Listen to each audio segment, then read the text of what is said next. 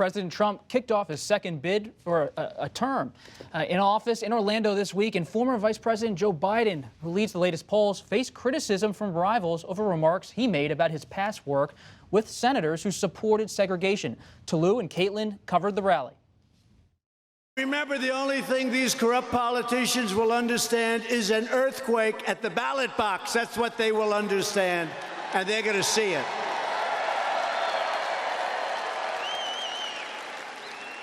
We did it once, and now we will do it again, and this time we're going to finish the job.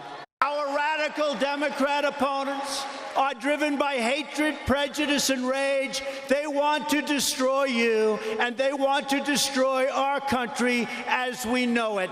Not acceptable. It's not going to happen. The Trump campaign announced Wednesday that Mr. Trump raised nearly $25 million in the 24 hours after his rally. That haul gives the president a financial advantage over his Democratic challengers. Mr. Biden, for his part, is dealing with the fallout from those comments about finding common ground with others, even segregationists. He has defended his record on civil rights. The point I'm making is you don't have to agree. You don't have to like the people in terms of their views, but you just simply make the case and you beat them.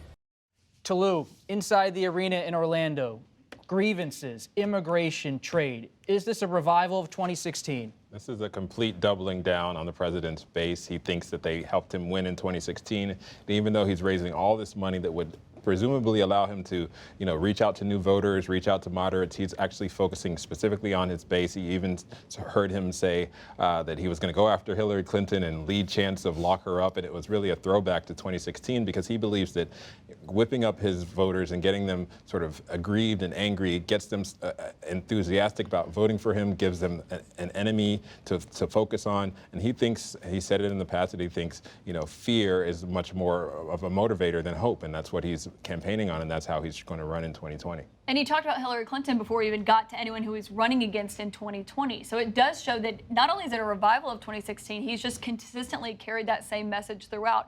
So the question is going to be if he's, just settling old scores, talking about his grievances, not setting forth a new agenda, is that going to be enough for the voters? But we were there. It was 20,000 people in Orlando, and the question is if they're going to care or if they're fine with the president repeating his old statements. What are they really into when you're talking to those voters, Tolu and Caitlin? They think the president has kept his promises, that he said he was going to be a fighter, he said he was going to be a disruptor, and he's definitely done that over the past 2 years in Washington. They're also focused on not only bread and butter issues like the economy and taxes, but some of these cultural flashpoints, everything from the Mueller investigation to abortion to immigration. The president is really touching on some of those issues, and he's getting a lot of support from his base voters who wanted him to shake things up in Washington on those specific issues, and he's doing so. What's interesting is we did talk to voters and we asked them if there's one Democrat that you think is worrisome for the president. They all said the same one that's been on his mind so much and occupied so much of his headspace, which of course is Joe Biden. And what did we think about how Vice President Biden handled the controversy this week? Not apologizing, defiant. He faces a debate next week in front of many contenders. Is this the Senator Biden, the Vice President Biden you've covered? Is this in character for him? He's taken a page from Donald Trump, take no prisoners and apologize for nothing. And I'd have to say that I think, Biden is being held to a different standard than the president's being held to, given the president's record on race. And I think there's something to be said for Biden saying, look, I can work across the aisle, I can work with people, you don't have to like what they stand for. And I thought also when he said, I am not a racist, my record on civil rights, get real. I really thought it was a different kind of Joe Biden, and it was very much taking a page from Trump. Jim Clyburn, the South Carolina Democrat, who's the number 3 in the House of Representatives, came into the speaker's lobby behind the House floor, and we asked him about the episode, and he just immediately leaped to Biden's defense. Why? You'd have to ask him. I think that he said, this reminds me of my work with Strom Thurmond, who I, vehemently disagreed with. This is Clyburn saying it, not me. And his basic point was, he didn't say this directly, but you have to work with people you don't agree with and that you find abhorrent at different times. Now, we read in the Post, and we've heard from other people that Vice President Biden's advisors basically said, don't do this. This is a bad message. You don't need to talk about these people who are really out of step with not only these times, but the last 50 years, and he did it anyway. So that and the leaks from the campaign throwing Biden under the bus should be concerning for the campaign. Yeah, there's a concern that Biden in his past presidential campaigns was a gaffe machine. And Right. even though he started this time around with a much more organized operation, he was able to raise a lot of money and sort of stay on message, not take questions from reporters. There's a sign that he might be sort of reverting into that gaffe mode and getting into trouble and with unforced errors. And he's had some help from some senior black lawmakers who have come out in his support and talked about how they don't think what he said was offensive, but it was definitely an unforced error. And you did see people like Cory Booker come out and use it as an opportunity to draw a contrast between himself and Biden. I think a number of Democratic candidates are looking for ways to draw a contrast with Biden because he's a front runner, and we'll likely see that during the debates, them showing how they can be different from Biden. Let's go back to Orlando for a second. You had the president had a pretty ragtag campaign in 2016. Now Brad Parscale's running it. They've raised millions and millions of dollars.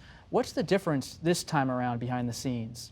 Well, they're touting it as a completely different machine, that they know what they're doing this time. They've got the power of the incumbency. They've got a lot of money, which is true. They do have a lot of money that they've raised. I mean, just evident in what they raised in the 24-hour period there in Orlando. But of course, the question is going to be, is this really going to be any different? Because you saw what happened with that poll episode recently where the negative numbers leaked out that he was trailing people like Joe Biden.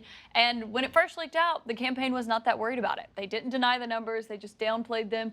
But then when the president read it on the front page of the New York Times and it really got under his skin, that's when you saw them come out. So sure, it can be a new campaign. They have a lot of money. They're still dealing with the same candidate. What about the immigration focus by the president?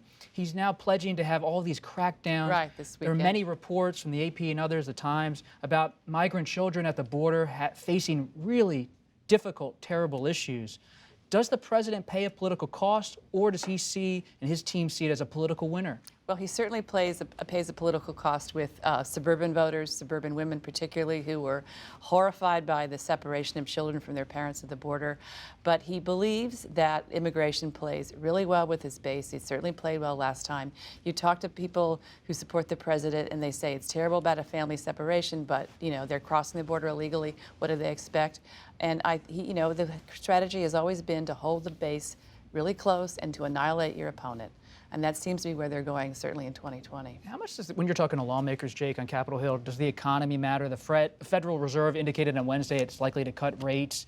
Is the economy much more of a factor than maybe some of the issues we heard at the rally? Well, I think people who want to win back the House of Representatives, Republicans, think it's a concern and are very nervous about the saber rattling with China and what might come out of the G20 next week. And if there's a deal with China, are there more tariffs? Is there more tariffs with Mexico?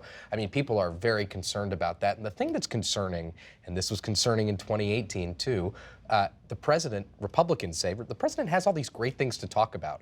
He has an economy that's pretty healthy. I mean, he has a tax bill which he thought was good and Republicans thought was good. Why isn't he talking about any of these things that most Republicans agree with? Instead, he's going down some of these rabbit holes. Yeah, this is the president that likes to talk about things that make people angry. He likes to talk about more divisive issues. He's said it himself. Is that a strategy? It is his strategy. He thinks that it's much more interesting to talk about things that are divisive. You've seen him reading from a teleprompter or reading from a prepared speech in the past, and he's sort of stopped himself and said, this is boring. Let's talk about something else. And then he'll talk about the hot topic of the day. We've seen this president weigh in on anything from NFL protests to the Academy Awards to celebrities in Hollywood. He connects with some voters that way. He's able to gin up his base that way and get people to think, this guy is on my side. He's a layman. He's talking about the issues that I can't maybe vocalize, but he's saying the things that everyone else is thinking. So this is a president that would much rather talk about those hot button issues than talking about the economy or using the same speech, the same stump speech that people write for him about how good the economy is. Yeah, but it's funny because today at the congressional picnic, he talked about the economy for a good 6 or 7 minutes, which is probably the longest he's talked about it than any campaign rally. But it's because he's in front of all these Republicans there on the South Lawn.